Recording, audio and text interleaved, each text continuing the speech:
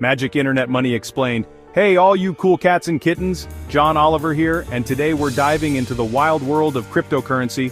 Now you might be thinking, crypto what now? Don't worry, I'm here to break it down for you in a way that even your grandma who still uses AOL can understand. So, what exactly is cryptocurrency? In a nutshell, it's like digital cash, but instead of being printed by governments, it exists solely online. It's powered by something called blockchain, which is basically a fancy digital ledger that keeps track of all transactions. Think of it like a giant public Excel spreadsheet that everyone can see, but no one can tamper with. Now, you're probably wondering, why would I want to use this crypto stuff instead of my good old-fashioned dollars? Well, for starters, crypto transactions are generally faster and cheaper than traditional banking methods, especially for international transfers. Plus, it offers a level of anonymity that some people find appealing. But here's the thing about cryptocurrency, it's decentralized, meaning no single entity controls it. That's both a blessing and a curse. On the one hand, it means your money isn't at the mercy of some big bank or government. On the other hand, it also means there's no safety net if things go south. It's the Wild West of finance out there, folks. Let's rewind back to 2008, when the world was in the midst of a financial crisis, and trust in traditional institutions was at an all-time low. Enter Bitcoin, the brainchild of the mysterious Satoshi Nakamoto, who, by the way, is still a total enigma. Bitcoin was the first cryptocurrency to gain widespread attention, and it remains the most popular and valuable to this day. It's like the Coca-Cola of crypto, the original, and some might argue, the best. But unlike Coca-Cola, Bitcoin's value doesn't come from a secret recipe. It comes from its limited supply and the principles of supply and demand.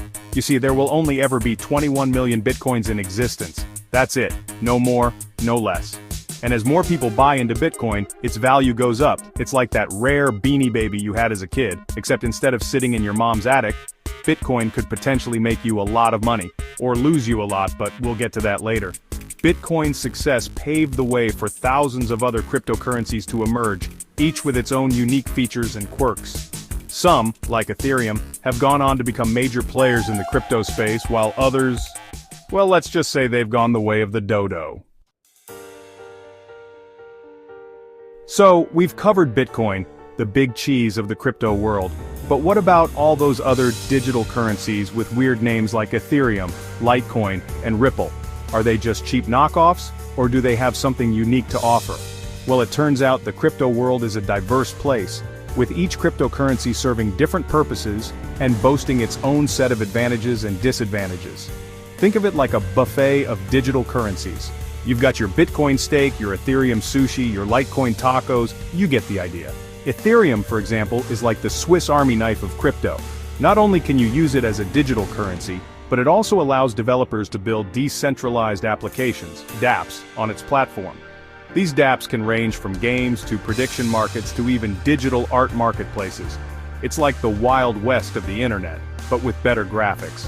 Then you've got Litecoin, which is often touted as the silver to Bitcoin's gold. It's faster and cheaper to transact than Bitcoin, making it a popular choice for everyday purchases.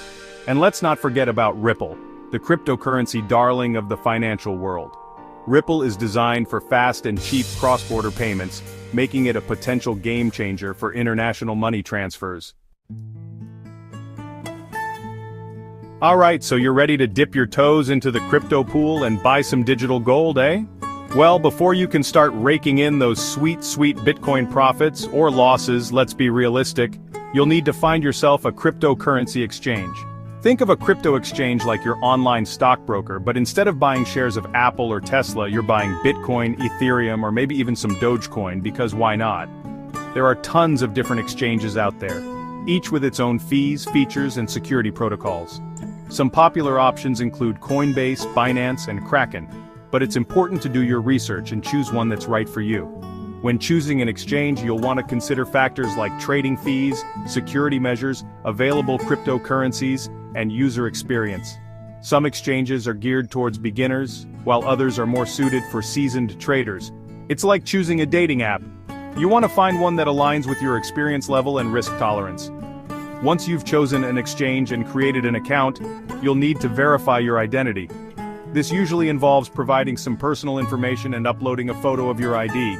It might seem like a hassle, but it's all part of the KYC, Know Your Customer regulations that help prevent money laundering and other shady business.